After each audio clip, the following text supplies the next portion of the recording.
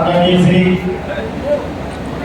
मंगीलाल मंडल प्रदेश अध्यक्ष राजद, पूर्व सांसद, समाजसेवी, अधिवक्ता, शिक्षाविद, बुद्धिजीवियों की ओर से इस सभागार में हम श्री मंडल जी का हार्दिक अभिनंदन करते हैं।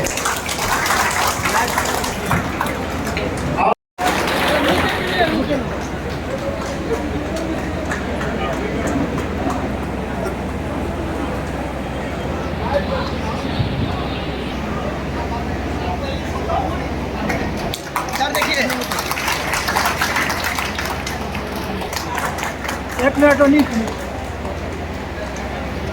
इसको वहां से जाने की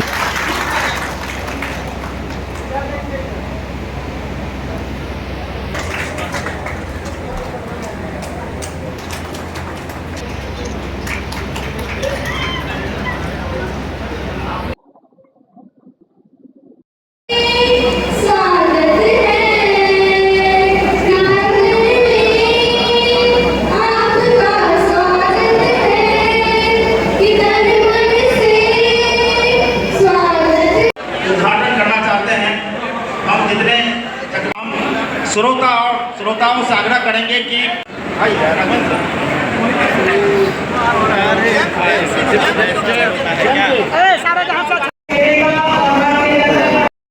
और ऐसी ही बात नहीं है कि अब नहीं आऊंगी, हमारा आना जाना लगा रहेगा। अब तो हम भी राष्ट्र के परिवार हैं, समाजवादी पृष्ठभूमि से तो आए ही हैं, मन मिजाज भी वही है।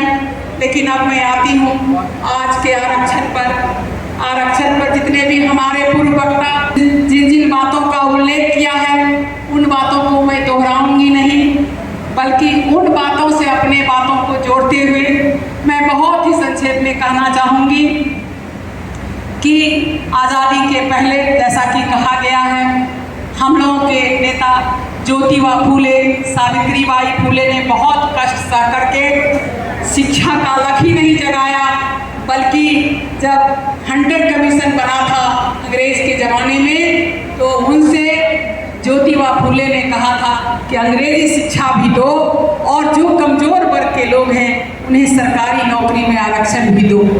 कालांतर में हम देखते आए हमारे देश के संविधान निर्माता डॉक्टर भीमराव अंबेडकर जी भी हुए, उन्होंने भी ओबीसी को आरक्षण दिया।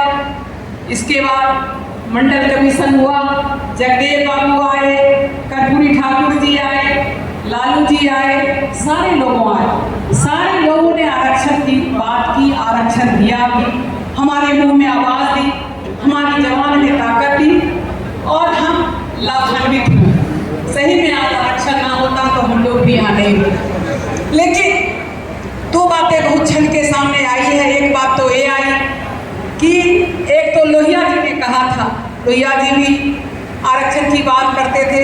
लोहिया जी एक पार्टी बनाए थे संसोपा, तो कहते थे लोहिया जी की संसोपा ने गांठी बात 100 में मैंने पावे 60,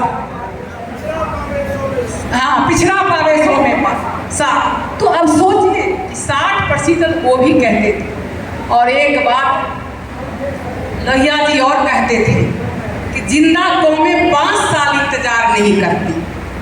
ये लोकतंत्र में जिंदा कौमें 5 साल इंतजार नहीं करती और आप तो 20 साल इंतजार किए।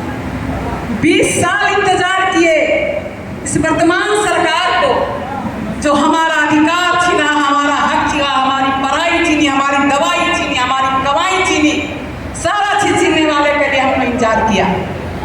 साथियों, मैं यही आपसे कहना चाह रही थी, जगदेव बाबू भी कहते थे, नब्बे की बात, सारे बातें। एक बात मैं आपसे कहना चाहती हूँ, जो डॉक्टर भीमराव अंबेडकर भी ने कहा था, आप सब जानते हैं कि पिछड़ा होना, दलित होना इस जमाने में कितना दुर्लभ काम है, कितना कष्टकर काम है, कितना कष्ट करके आप सोच सकते हैं कि कितना कष्ट से आगे बढ़ता है। डॉक्टर अंबेडकर ने